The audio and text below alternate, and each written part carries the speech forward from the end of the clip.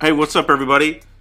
Today we have a lot of news, a lot of news and notes we need to go over. There's a lot of stuff trickling down.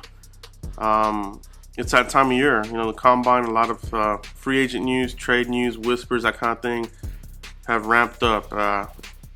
We talked about this ramping up, and it's here. So we have some news today. Let's go ahead and cover a couple of topics here. The first thing here we're going to talk about. Mike Pope, the tight ends coach, he's retiring. So that means Steve Loney will take over the position. He's already on the Cowboys staff. His main focus has been in the offensive line. He's moved up the ranks, offensive line, offensive assistant, and now he's taken over full time for tight ends. He did take on this role and proved he could do it when Pope was out for a while for personal reasons.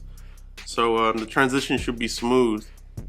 All right. So the only question I'll have is, tight end development. How he'll develop some tight ends. Obviously, we have some young guys now, and it's possible we could draft another one. So let's keep an eye on that. But that's that. All right. And the other thing we have here, Stephen Jones commenting on a lot of news here. And one of the main things, Jaylon Smith, last year's second-round pick, projected top 5 pick from last year's draft. As you know, his rehab has been coming along. He's been posting videos, and looking pretty agile, looking pretty athletic, fast. He's looking the part, obviously. And also the video we had with him, I'll post a link to that if you missed it. But in the video, he's basically saying he's getting his speed back. So things are going good for Jaylon. Obviously, this time last year, it's a world of difference. He's in a different place right now, physically. So, the report is that the nerve isn't firing as they had hoped. But the recovery is there. This is probably more of a 2-year deal to be fully recovered, possibly if ever. But he's going to be playing with a brace, according to Steven, and they're going to see what he can do. He's going to have the opportunity.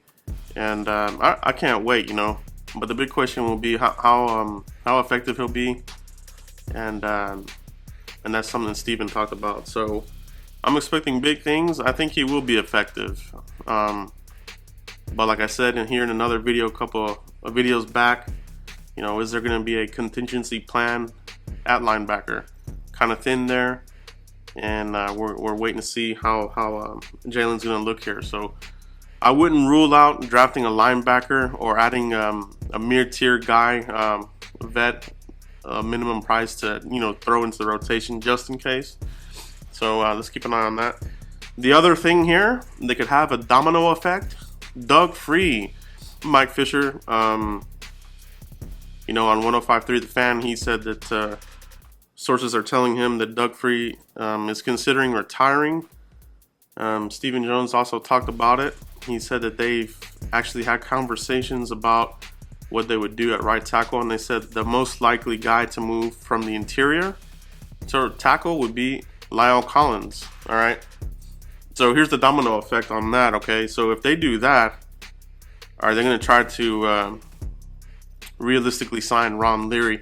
Ron Leary deserves a good contract. He's been a soldier here. He's been great. He's been really good. He deserves a good contract. Plus, he's a good player.